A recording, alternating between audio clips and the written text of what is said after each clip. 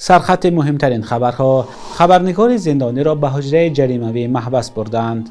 چرا یک زن جوان در قبادیان 3 کودکش را کارد زد؟ تفصیلات حادثه تا چند دقیقه دیگر. و مستند رادیوی آزادی درباره جداکاری معروف تاجیک سامان محمدبکوف.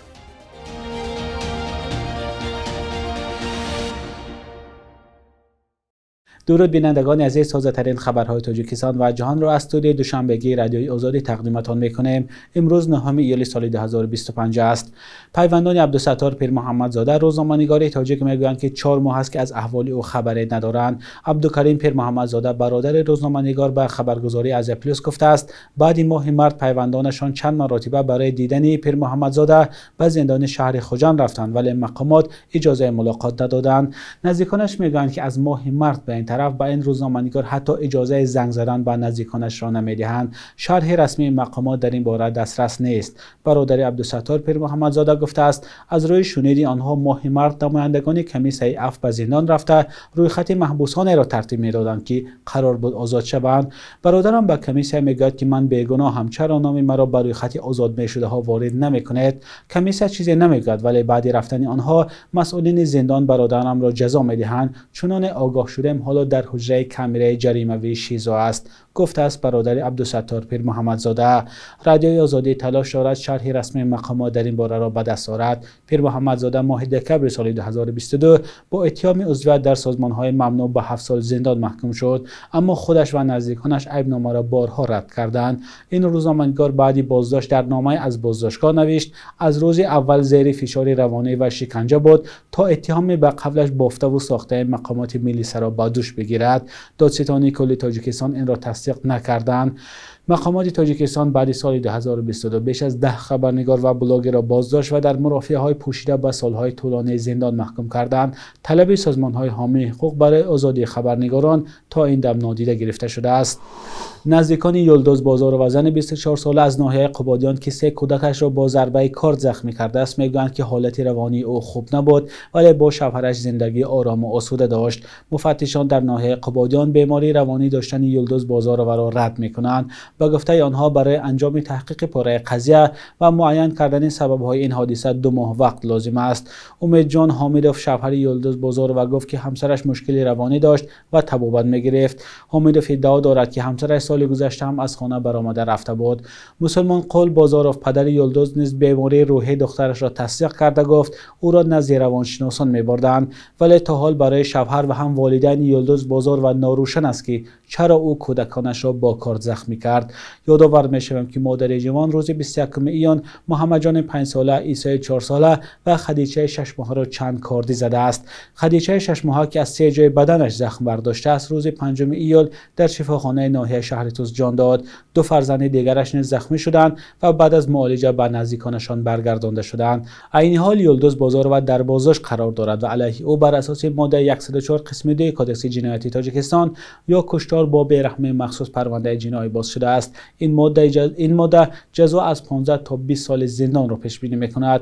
در تاجیکستان در گذشته هم قصد جان فرزند کردن مادران مشاهده شده است. تازه ترین نمونه فاجعه در ناحیه فرخار است که آنجا مدینه حلیمه و شب 29 به 30 می 4 فرزند و خودش را به رودخانه یخسو انداخت.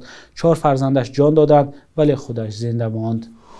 در نیمه اول سال روان 91 نفر در تاجیکستان غرق شدند. در این باره عارف ناظمیان نماینده کمیته حالات فوق‌العاده تاجیکستان خبر داده است و گفته ناظمیان تعداد غرق شدگان در قیاس به 6 ماه اول سال گذشته 5 عدد بیشتر است. کمیته حالات فوق‌العاده در خبرنامه از ساکنان درخواست کرده است که فرزندانشان را از آبازی در جایهای منع شده بازدارند. با وجود این تاکیدهای مقامات همه ساله در کل و دریاهای تاجیکستان 10 نفر به خصوص نمرسان و جوانان غرق میشوند. یک شکایت ساکنان در پایتخت این است که مکان‌های آبازی گران است و نورسان در روزهای گرم مجبور می‌شوند در جاهای خطرناک آبازی کنند.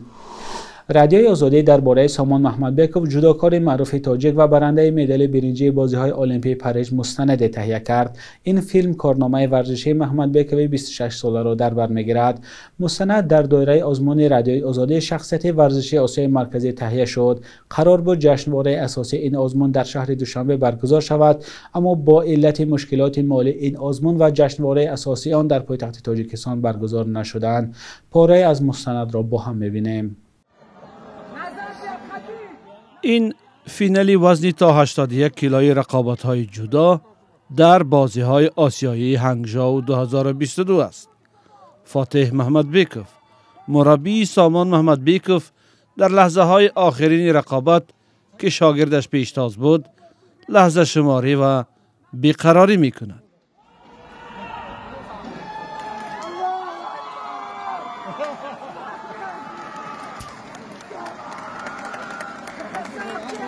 این یک مدال کلان سالان در این میراوی تور داره. سامان محمد بیکوف، سیر عنوانترین جداکار تاجیک که حالا یکی از صدرنشینان وزنی تا 81 کیلویی رده‌بندی جهانی جدا است. طفلی که سال 1999 در روزهای تجلیل از 1100 سالگی دولت سامانیان در تاجیکستان به دنیا آمد و به این افتخار سامان نام گرفت. کارنامه های نیاگان خود را در ورزش ادامه می دهد. وقتی که راگرد شد و بعد باز 2-3-4 ساله شد، دیگر دید که امکار شد، دیگر اویله که به همین ورزش سر کار داره، بسیار یک ذوق کلان پیدا کرد. عجایب در چی است که وقتی که همگی 6 سال داشت، من اون وقت در اکادمی علم ها اسپیران بودم و هر شب گریه میکرد که مرا یک چی کرده در یک اونجا برای که من مشق کنم. کودک 6 ساله من مجبور شدم که پیشی استاد ورزش شریف سلیمان برم. همون دوره این شوق حواس داشت به همین ورزش. بعد روزی هم شد که معلمم خیلی من فریاد کرد و گفت که این بسیار مایده بد است. یکی اگر برای که سین سال سامان اون دوره کم بچه مشق میکردن، مایده هم دوره و این وقت 6 ساله بود، 12 یا 14 ساله بودم بچه‌ای که مشق میکردن. لیکن از بس که این بسیار خواهش داشت، من التماس کردم معلمه که همین کم باشه که مشق کنه، بازی کنه و همین خیلی هم شد. اما وقتی که امکش اومد، بعد دیگر اکو قطعی معلم صحبت شدن و یا بعد همین خیلی پیشنهاد کردن که در این یک قوی هست. امک های سامان که در ایرکوتسک روسیه باشگاه ورزشی داشتند، با مشورت والدینش برای تحصیل و تمرین کسبی در 9 سالگیش او را دیگر باره به شهری بردند که در آنجا به دنیا آمده بود. سینفیسی بود رفت. خیلی پزمون میشتیم سامان جانا، زیق میشتیم، یادش میکردیم. وقتی اول بسیار قیم بود. هر یک لحظه های بازی های سامان جانا یاد میکردیم. این بسیار شوق داشت در این ورزش. بعد قطعی پدرش خیلی با یک چی اومدیم که خیلی رود مشق کنه و با مراد و مقصدش رسد. من در خونه اماکی زندگی میکردم. اماکی ارگشته و خیلی عجلت نمیکردن. تو برانکی هیچ نمیکردم و خودش من برانکی بچه‌اش کام کرد. پدربار نگاه میکردن سامونو و قد دوست می‌داشتن. هم اماکی خودته اماکی ارگشته. بینندگان عزیز، شکل کامل مستند درباره سامان محمد بیکوف در تهیه همکارانم برات یوسفی و ارشاد سلیمانی روزهای نزدیک در سامانه رادیوی آزادی و صفحه‌های ما در شبکه‌های اجتماعی پخش می‌شود.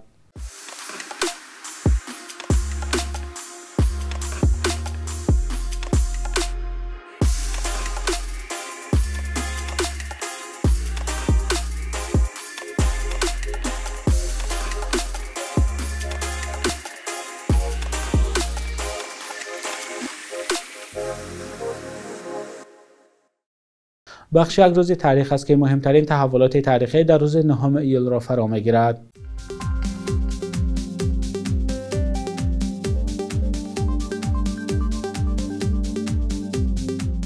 9 ایول سال 2017 در یک مرافعه بی سابقه دانشجو دختر دولتمو اسماعیلووا خواست که فرمان وزیر معارف تاجیکستان درباره منع پوشیدن حجاب در مؤسسه‌های تعلیمی بیکار شود. مرافعه با فایده دانشگاه زبان‌ها و وزارت انجامید. قرار منع پوشیدن لباس مذهبی در مؤسسه‌های تعلیمی همچون پایمالشوی آزادی‌های دینی انتقاد شده است. 9 ایول سال 2009 وکیل دفاع آخرین محبوس گوانتانامو از تاجیکستان گفت زیر حمایه‌اش محمدی دولتوف نمی‌خواهد به وطن برگردد. دولتوف یکی از 11 محبوس تاجیک زندان آمریکایی در کوبا سال 2001 در پاکستان بازداشت و در عضویت القاعده گمانبر شد. سال 2016 حکومت سربیا اجازه داد که بعد آزادی در این کشور زندگی اختیار کند. 9 ایول سال 2010 سازمان ملل متحد از افزایش با سرعت اهالی در تاجیکستان همچون عامل بالاروی سطح بیکاری و کمبود مواد غذایی در میان ساکنان اظهار نگرانی کرد. متخصصان حساب کردند که از سال 2000 تا 2010 شمار ساکنان تاجیکستان 1.5 میلیون نفر زیاد شده است. شبانه روز اخیر قرب روبل روسی و هم دلار آمریکایی در برابر اسعار ملی سامانه کم پایان رفت. صبح امروز در بانک تجارتی تاجیکستان 1000 روبل روسی با 122 سامانه برابر است. 100 دلار آمریکایی باشد تا 955 سامانه ارزش دارد. قرب رسمی بانک ملی تاجیکستان برای 9 ایول چنین تعیین شده است.